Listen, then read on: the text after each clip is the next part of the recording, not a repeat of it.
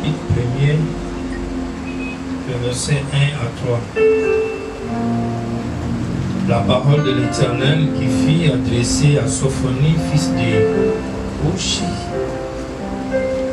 fils de Guédalia, fils d'Amaria, fils d'Ézéchias, au temps de Josias, fils d'Amon, roi de Juda. Je détruirai tout sur la face de la terre, dit l'Éternel. Je détruirai les hommes et les bêtes, les oiseaux du ciel et les poissons de la mer, les objets des scandales et les méchants avec eux. J'exterminerai les hommes de la face de la terre, dit l'Éternel. Amen. Vous pouvez vous asseoir.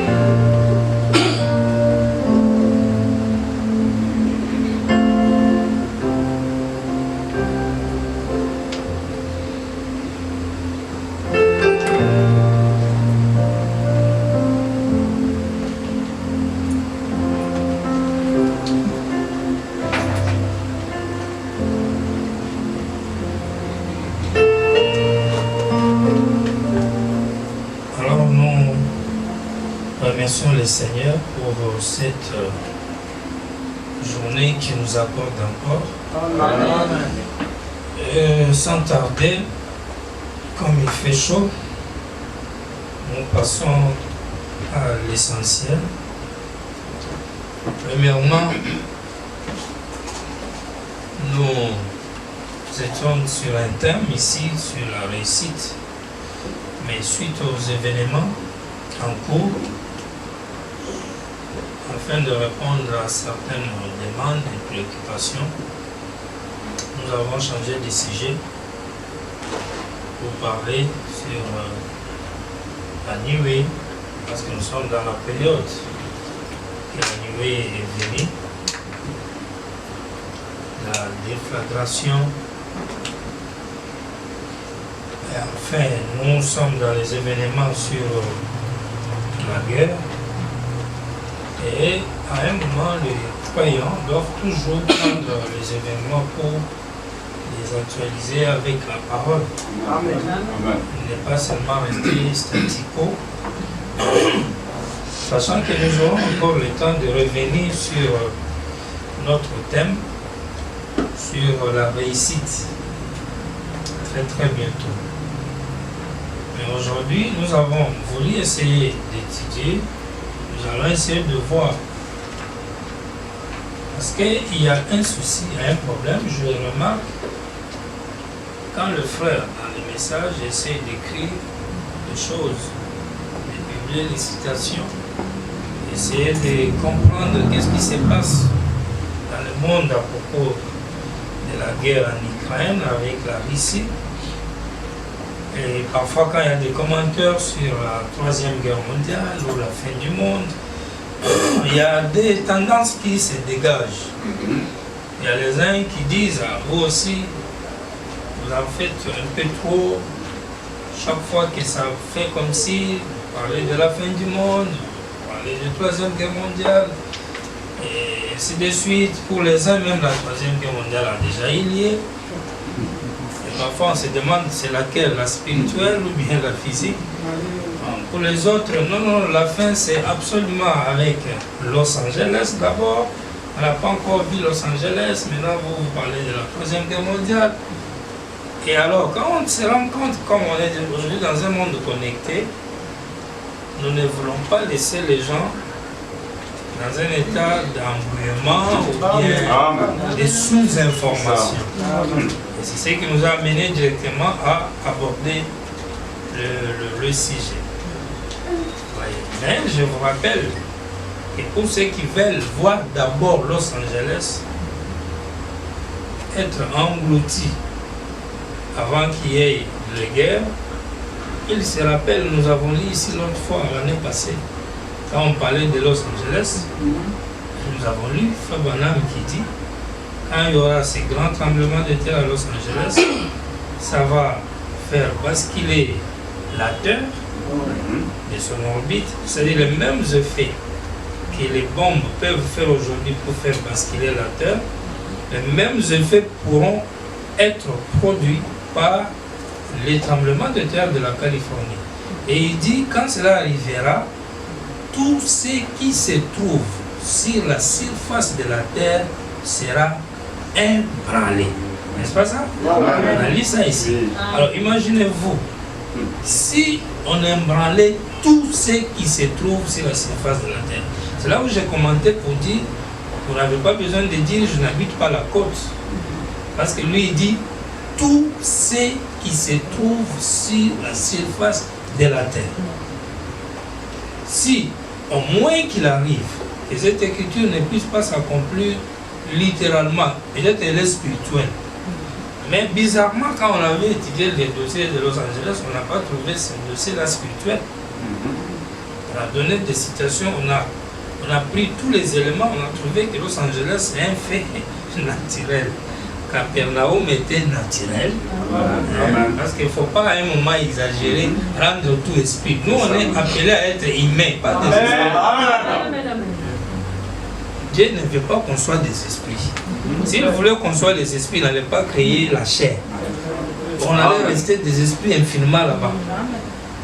Et quand il était, et nous étions avec lui dans l'état d'esprit, lui-même a vu que ce n'était pas bon. Et on n'était pas dans notre état parfait. Et pour qu'on soit parfait, il fallait qu'on devienne humain. Quand même l'adoration devienne parfaite quand elle arrive à l'humain. Quand c'est encore dans l'esprit, c'est pas parfait.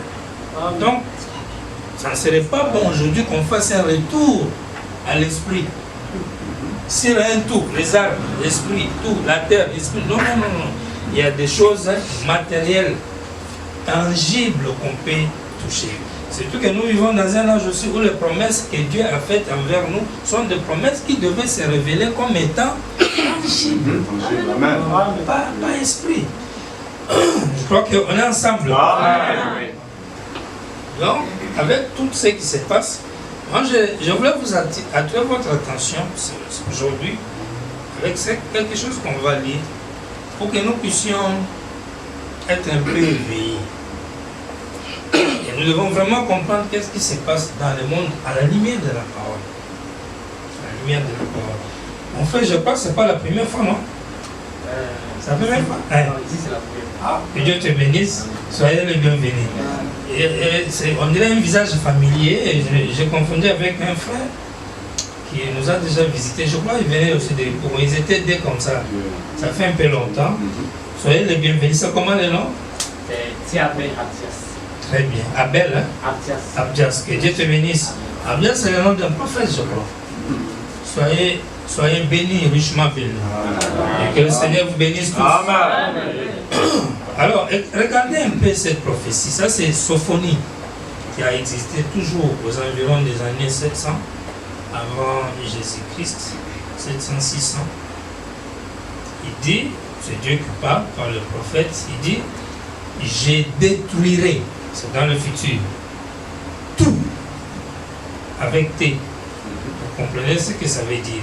Je détruirai tout sur la face de la terre. Il dit, Dieu l'Éternel, je détruirai les hommes et les bêtes, les oiseaux du ciel et les poissons de la mer, les objets de scandale et le méchant avec eux. J'exterminerai les hommes de la face de la terre, dit l'Éternel. Amen. Et Dieu promet d'exterminer de tout détruire. Quand est-ce que cette prophétie devait s'accomplir? Si vous prenez cette prophétie, vous allez prendre aussi Malachie 4. Le jour vient ardent comme une fourneuse, c'est-à-dire le jour du feu. Le feu. Amen. Et il dit, en ces jours-là, tous les méchants seront comme du chaume, ou seront comme la cendre sous la plante de vos pieds. Le jour qui vient, les exterminerai tous, sauf vous qui craignez mon nom. Et l'écriture ici qui parle du jour où il va tout détruire, l'écriture qui parle de Malachie 4, où il promet la vengeance, le feu, c'est dans la même logique. Amen. Dieu lui-même promet qu'il va détruire. C'est-à-dire le jour là, quand il arrivera, heureusement Fabana nous a dit comment ça va se dérouler. Quand ça va commencer, peut-être si c'est un humain qui gère ça, forcément il sera mal vu. Mais ça ne sera pas un humain qui va détruire. Dieu lui-même dit je vais tout détruire. Amen. Le problème est que comment il va détruire? Nous avons déjà vu que la destruction que Dieu fait allusion est à la fois spirituelle et physique. Amen. Parce que Malachie 4 dit, le jour vient comme ardent et il ne leur laissera ni rameau ni racine. Nous avons vu avec l'interprétation de Frère Branham que les rameaux, c'est la chair humaine, on n'a pas beaucoup lu peut-être, mais c'est ce qu'il dit. Et la racine, c'est les âmes. L'âme. C'est-à-dire la destruction de Dieu